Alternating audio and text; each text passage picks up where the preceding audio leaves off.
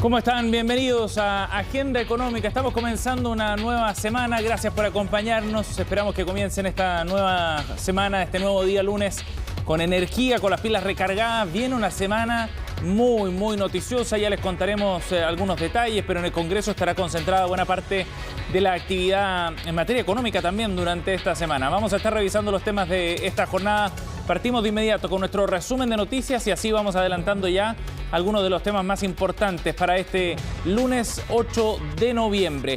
Y vamos a comenzar la edición del día de hoy revisando detalles del indicador de la confianza de los consumidores que mide la Universidad del Desarrollo. Este indicador que mide fundamentalmente el termómetro, es la percepción de los consumidores sobre la marcha de la economía, muestra un retroceso en el indicador de octubre, 7,6 puntos menos respecto al mes anterior, y de esta forma entonces el indicador retrocede fundamentalmente, según el análisis que hace la Universidad del Desarrollo y que publica hoy día Diario Pulso, por las percepciones de inflación que hay en nuestro país. La visión también respecto a la economía en el día de hoy, hay un retroceso y también hay una mirada sobre lo que viene en los próximos meses, algo más deteriorada de lo que se veía hace algunos trimestres atrás. Vamos a revisar detalles de lo que plantea este informe en unos minutos aquí en Agenda Económica.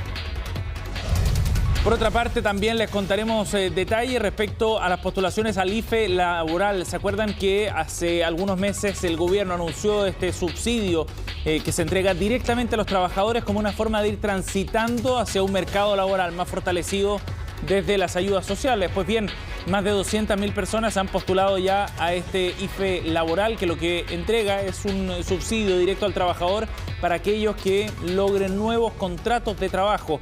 De esa forma se incentiva la búsqueda activa de empleo a pesar de la entrega de apoyos a través del IFE universal, que se extendió hasta diciembre.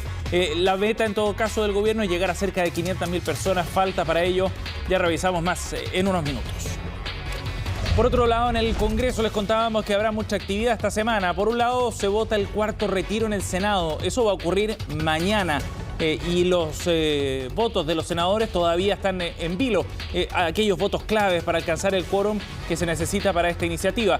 Pero además hay una discusión respecto al presupuesto del próximo año bien relevante, que se ha ido entrampando porque los diputados rechazaron una serie de partidas en áreas tan importantes como vivienda, por ejemplo. Esos temas tienen que ser resueltos esta semana por el Senado. El plazo está en contra y además la agenda legislativa está muy apretada. Hoy día se retoma en el Senado precisamente este trámite, según decía la presidenta del Senado, Jimena Rincón.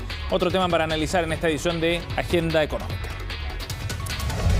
Y por otro lado, les contamos también que el IPC en el mes de octubre alcanzó un índice de 1,3%. Ojo con este dato, que ratifica entonces esta tendencia al alza de los precios en nuestro país. Ahí está en pantalla el boletín del día de hoy. El IPC de octubre registra una variación mensual de 1,3%. La variación acumulada en 12 meses llega a un 6% y supera de esta forma las expectativas del mercado, en lo que plantea este informe que acaba de ser publicado, recién liberado en el sitio web del INE. Ya vamos a estar revisando más detalles también en unos instantes sobre este indicador y qué es lo que está detrás del alza de precios, en particular en el mes de octubre.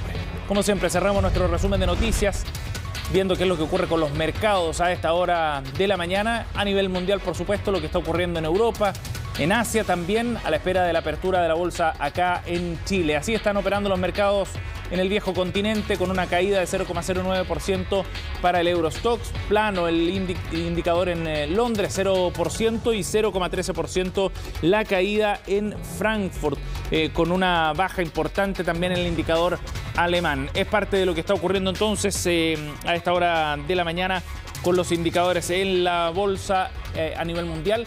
El IPSA acá en Santiago había cerrado una muy buena semana la anterior, recogiendo quizás algunos precios más bajos y buenas oportunidades de compra. El mercado cerró con importantes alzas, mientras que el dólar no se ha movido mucho y sigue en torno a los 814 pesos en el mercado local.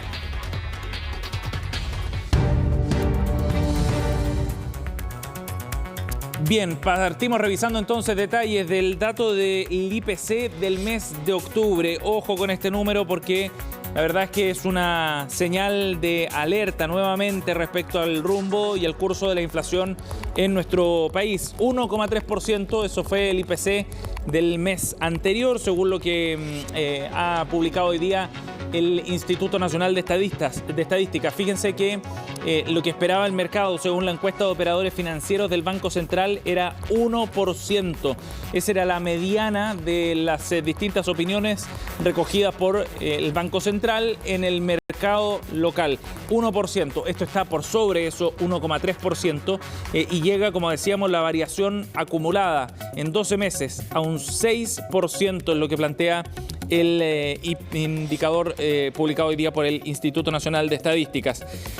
Veamos el detalle. ¿Qué divisiones son las que subieron más? La de transporte, que anota aumentos mensuales en 7 de las 10 clases. El transporte de pasajeros por aire, por ejemplo, subió un 45,4%. En la medida que se ha recuperado el mercado local, dado las menores restricciones de movilidad, eso ha elevado los precios ya de los pasajes aéreos. Combustibles y lubricantes para vehículos sube 2,8%. Y de los 24 productos que componen esta división, 15 subieron de precio, es lo que plantea el Instituto Nacional de Estadística. Como decíamos, el transporte aéreo sube mucho, la gasolina subió 2,7% también. Otra división que sube mucho, la de recreación y cultura, y también sube la de vestuario y calzado, dice el INE. Respecto a los productos, paquetes turísticos subió 55,8%, servicio de transporte aéreo 45,4%, el gas licuado vuelve a subir, ha registrado una alza mensual de 7,1%, 30% en lo que va del año, 32% a 12 meses, dice el INE. También se ve una alza, en la gasolina, que sube 2,7%, quizás no es tanto porcentualmente, pero ha tenido variaciones acumuladas de más de 26% en lo que va del año. Los seguros, por otra parte, tuvieron una baja de 6,1%. Otro indicador, otro producto que bajó, el de muebles para living, esa canasta o ese producto bien específico, es lo que plantea el boletín del INE. Bueno, parte del resumen entonces, 1,3% de alza. Ojo con este dato porque se empiezan a desanclar quizás algunas de las expectativas de inflación. 6% acumulado en 12 meses, cuando el mercado estaba apostando en torno a un 5,7% para el cierre de este año. Aparece como un dato preocupante para mirar en detalle. Habrá reacciones seguro en el día de hoy después del dato que ha conocido o publicado ahora el Instituto Nacional de Estadísticas. Bien, nos vamos a revisar entonces ahora detalles de la discusión sobre el cuarto retiro. Mañana en el Senado se va a votar este proyecto y hay algunos senadores que ya han dado su visto bueno a esta iniciativa, entre ellos Manuel José Osandón, que estaba algo dudoso a la espera de algunos cambios en la iniciativa, pero que confirmó su apoyo. Y de esa forma se van sumando más para tener el quórum necesario para la aprobación de este proyecto. La semana aparece como una clave a 2 semanas nada más de las elecciones presidenciales y parlamentarias. En la siguiente nota vemos cuál es el panorama para la votación de mañana. Comienza la cuenta regresiva. Este martes la Sala del Senado votará en general el controversial proyecto de cuarto retiro de fondos de las AFP. A pocos días ya hay definiciones. Voy a votar a favor de la idea de legislar por un cuarto retiro. Yo soy de los que creo que este proyecto tiene que mejorar, que tiene que tener indicaciones, que tienen que pagar impuestos, revisar los montos y los plazos. El senador Osandón ha tomado una decisión política que tenemos que respetar. Sin embargo, quien no tiene derecho a seguir engañando a la ciudadanía es la oposición. Apoyo oficialista que necesita la oposición porque tienen que reunir por lo menos 25 votos para aprobar la iniciativa. El esfuerzo estaría entonces en cuadrar a su sector, sobre todo tras las negativas de Carolina Goich y Carlos Montes. Además, tendrán que convencer a aquellos parlamentarios que se han declarado en reflexión y aún no definen una postura. Estamos conversando con todos los senadores, con el objeto de sumar voluntades que nos permitan aprobar este cuarto retiro. Esperamos al menos contar con los votos favorables de todos los senadores de oposición. Se requiere también el respaldo de algunos senadores del oficialismo. Aún no voy a decir cómo voy a votar porque voy a generar las indicaciones pertinentes para el día martes, a argumentar de la mejor forma mi votación. Votos que aún están en veremos. El escenario podría cambiar de aquí al martes, porque según aseguran en el Congreso, el senador Guido Girardi podría regresar a Chile antes de lo esperado, de su viaje a la COP26. De ser así, el quórum regresaría al original y nuevamente se necesitarían 26 votos para aprobar la medida. Que tenga los 26 votos. Podríamos decir hoy día que tenemos 25,5, pero esperamos tener los 26 el día martes. Entonces, claro, un modelo que se autodestruyó solo porque no paga buenas pensiones, obviamente que está con una clara duda de legitimidad. Camino que estaría cada vez más pavimentado a pocos días de una crucial votación. Senadores que se habían declarado en reflexión, como Juan Pablo Letelier, hoy ya tienen una postura. Yo voy a votar a favor del cuarto retiro. Por cierto, con algunas modificaciones sobre las rentas vitalicias. Pero el tema de fondo es que el gobierno incumplió su palabra de terminar con un pésimo sistema de pensiones. De aprobarse el martes el cuarto retiro, el Senado abrirá un plazo para presentar indicaciones, las que deberán ser revisadas por la Comisión de Constitución. De rechazarse, tendrá que conformarse una comisión mixta. Sin embargo, cualquiera sea el resultado, es difícil que la promulgación del proyecto ocurra antes de las elecciones del próximo 21 de noviembre. 8:13. Vamos a ir a otro tema para contarles sobre el IFE laboral, este instrumento de subsidio a la contratación que lanzó el gobierno hace un par de meses y que ya han recibido más de 200.000 personas, 200.000 trabajadores en nuestro país. Recordemos que este instrumento fue creado para transitar desde las ayudas directas estatales reflejadas en el IFE universal que se está entregando hasta diciembre de este año, como una manera también de generar estímulos a las familias para salir a buscar empleo y para movilizar el mercado laboral que, según el diagnóstico del gobierno, estaba algo quizás estancado por el lado de la oferta de trabajo, de la oferta de mano de obra, debido a esas ayudas directas desde el Estado. Según publica hoy día el diario El Mercurio, son más de 200.000 personas las que ya han recibido hasta ahora este IFE laboral y de esa manera entonces se va avanzando en la entrega de este subsidio que busca llegar a cerca de 500.000 personas. Eso es lo que esperaba por lo menos el gobierno para tratar de recuperar parte de lo que queda por recuperar en el mercado laboral. 2,4 millones de empleos se perdieron en el peor momento de la crisis sanitaria económica y ya se ha recuperado cerca de 1,4 millones de esos puestos de trabajo. Pero de todas maneras queda mucho mucho trayecto por delante. Con respecto a los subsidios, como el Regresa, por ejemplo, que ha ido beneficiando también a trabajadores para volver a sus puestos después de haber visto sus contratos suspendidos, o el subsidio Contrata, ya son más de 1 millón de beneficiarios, según lo que ha adelantado el mismo Ministerio del Trabajo respecto a este instrumento en particular. Recordemos que estos subsidios, en línea como el del IFE laboral, lo que entregan es un apoyo directo a las personas que complementa el ingreso que se recibe cuando se ha firmado un contrato después del mes de agosto.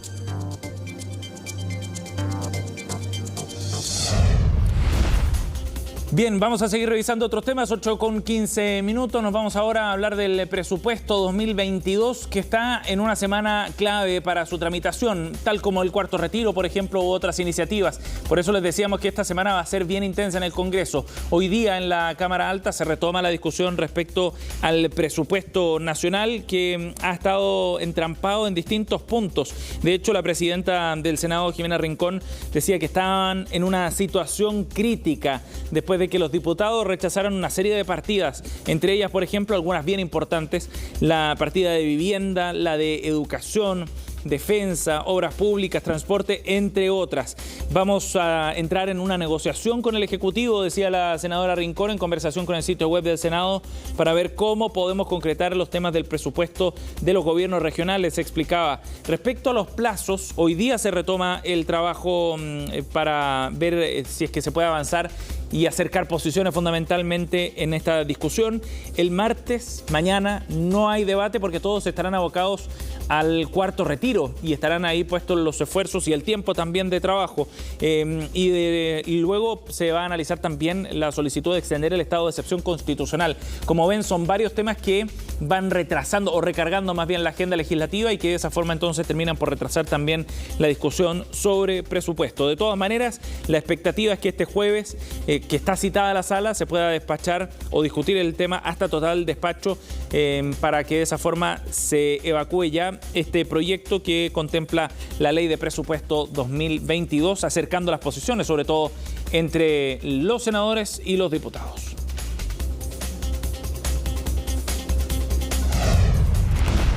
Bien, vamos a ir a otro tema. En nuestra serie de conversaciones con los encargados del área económica de los distintos programas de gobierno que han presentado los candidatos presidenciales, el viernes estuvo aquí en Agenda Económica Rodrigo Wagner, el encargado del programa de Jasna Proboste en materia económica en particular.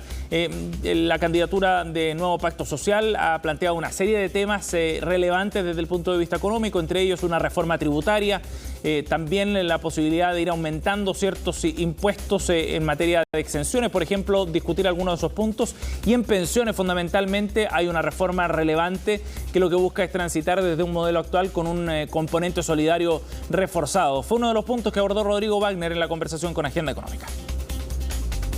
Yo cotizo ahora, tú también, todas las personas, 10% de las AFP. Sí. ¿Ese 10% va a seguir siendo administrado por las AFP? La cotización que tienes actualmente, sí. ¿Sigue? Entonces las AFP siguen. Claro, porque, o sea, aparte tú y yo ya pagamos por adelantado que nos administren la plata que ya entró.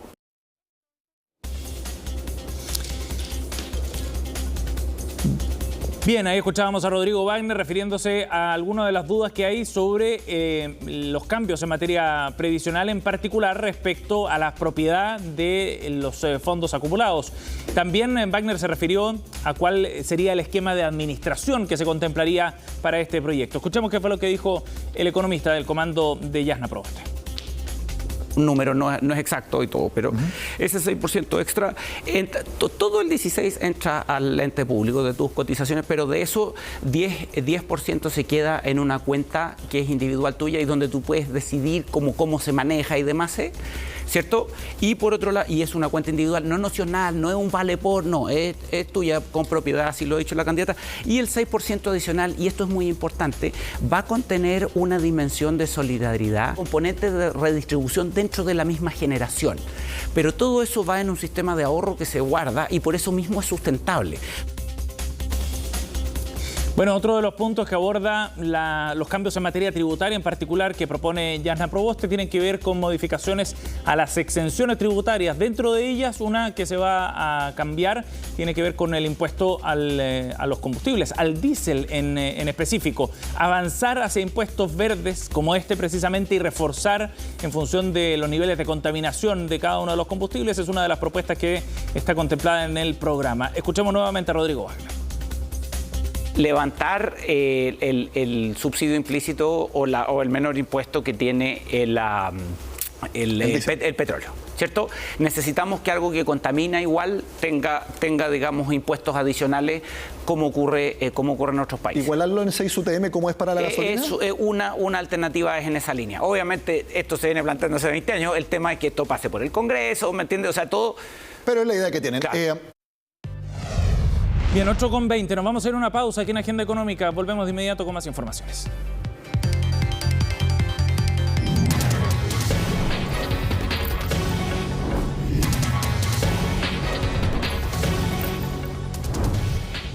Bien, estamos de vuelta en Agenda Económica, 8:23. En las últimas semanas hemos comentado largamente respecto a los avances de distintas empresas chilenas que están llegando a grandes mercados a nivel internacional.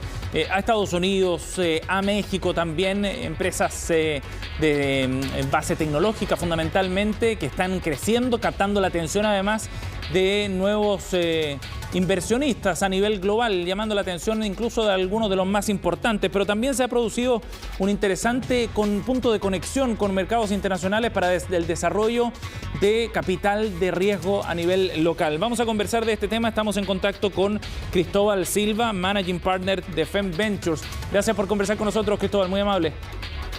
Hola Sebastián, buenos días. Cristóbal, bueno, ustedes están instalados en Miami, que se ha convertido también en una puerta de acceso, y es bien interesante analizar eso, para conectar al mercado norteamericano, no solo Estados Unidos, México también, entre otros, con el mercado chileno en particular. Es interesante el momento que se está viviendo en Chile desde el punto de vista del desarrollo de estos fondos de inversión. ¿Qué es lo que está captando nuestro país? ¿Qué es lo que está logrando despertar afuera Chile, que ha movilizado a distintas oficinas a conectarse con el mercado norteamericano? Yo creo que lo que está pasando es que muchos de los fondos que ya venían existiendo y trabajando hace un número de años descubrieron de que las empresas en las que estaban invirtiendo, por los tamaños de las inversiones y las velocidades de los crecimientos, tenían que necesariamente levantar capital de fondos más grandes, con mayor capacidad, y apuntar a mercados más grandes. Y eso ha significado que un número de empresas chilenas ha empezado a abrir operaciones en México, Colombia, Perú y otros países, y que las siguientes rondas de financiamiento, o sea, las siguientes etapas de inversión que necesiten montos de capital mucho más altos que los fondos chilenos tienen capacidad de invertir, han ido a buscarlo a otras partes, y eso ha ido confluyendo en Estados Unidos principalmente, y para los fondos latinos Miami se está convirtiendo hoy día en una interesante puerta de entrada. Ajá. Sí, ha habido harto desarrollo al parecer en Florida y en Miami en particular. ¿Qué atractivo genera? Porque habitualmente uno pensaría que los ojos se iban de inmediato a Silicon Valley, por ejemplo, ¿no?, para ir a levantar capital. ¿Qué ventajas tiene el desarrollo que está generando Miami, Cristóbal? Mira, yo creo que lo que ha ocurrido es que durante la pandemia muchos de los fondos que, como tú bien dices, estaban principalmente ubicados en California, en Silicon Valley o en Nueva York, se dieron cuenta que podían mantener sus operaciones y seguir trabajando y invirtiendo a través de Internet. Y que si esto era verdad, no tenía mucho sentido estar pagando mucho más caro por todo, por su costo de vida, por sus oficinas, por sus impuestos, y empezaron a analizar la posibilidad de mover sus operaciones o mover gente de su equipo de inversión a otros lugares. Y esos movimientos principalmente ocurrieron hacia Austin, Texas y Florida, a Miami. Y los fondos latinoamericanos, dentro de estas alternativas que eran las tradicionales, más estos dos nuevos polos que se están formando, que son Texas o Florida, Miami hacía mucho sentido por la compatibilidad de zona horario, la facilidad de los vuelos y temas familiares y muchas otras. Entonces muchos de los fondos han empezado a migrar hacia acá y a juntarse, y eso va generando un polo, porque también los emprendedores que tienen intención de levantar capital de estos fondos pueden visitar a 10 o 20 fondos pagando solamente un viaje, que además es sin escala. Entonces ha empezado a hacer sentido y a generarse un efecto interesante. Y ustedes que están allá precisamente, ¿cómo se está viendo al mercado chileno desde Estados Unidos, desde Miami en particular, en términos del desarrollo de este ecosistema emprendedor? A ver, yo creo que además va a haber un antes y un después. Lo que acaba de ocurrir la semana pasada, recién se anunció de que Fintual recibió inversión de Sequoia, que es el fondo de inversión de Venture Capital más importante del mundo, por el cual han pasado un número increíble de las compañías más exitosas que existen hoy día, y que solamente había hecho 3 o 4 inversiones en toda Latinoamérica. El que haya invertido en una compañía principalmente chilena, hoy día en expansión en México y creciendo ahí, pero de origen chileno y todo, es realmente notable, y lo que muestra es de que en Chile tenemos todas las capacidades y el potencial para generar compañías de alcance regional y, por qué no, global. Y eso hoy día es un tremendo aliento para muchos de los emprendedores que están partiendo. Obviamente, además, muestra de que hoy día la competencia no es local. Uno no está compitiendo con empresas de Chile, está compitiendo con empresas del mundo. Sí, claro. Compañías de Latinoamérica, de Asia o de cualquier otra parte tienen las mismas facilidades para mover sus operaciones para expandirse a nuevos mercados, y esa competencia obviamente es muy fuerte. Sí. Pero tenemos todas las capacidades para hacerlo, y el ver de que los mejores fondos del mundo están mirando a las compañías con atención y están viendo oportunidades de inversión en Latinoamérica, creo que es muy interesante y algo a lo que deberíamos prestarle atención. Sí, claro, hay un momento que se está viviendo muy, muy relevante, hay un foco puesto sobre Chile y eso evidentemente que hay que saber aprovecharlo también. Cristóbal, gracias por conversar con nosotros aquí en Agenda Económica, muy amable. Muchas gracias a usted. Bien, 8:29, estamos cerrando esta edición de día lunes, gracias por acompañarnos, vienen las noticias internacionales. Giselle Guerra junto a ustedes en Conexión Global, que tengan buen día.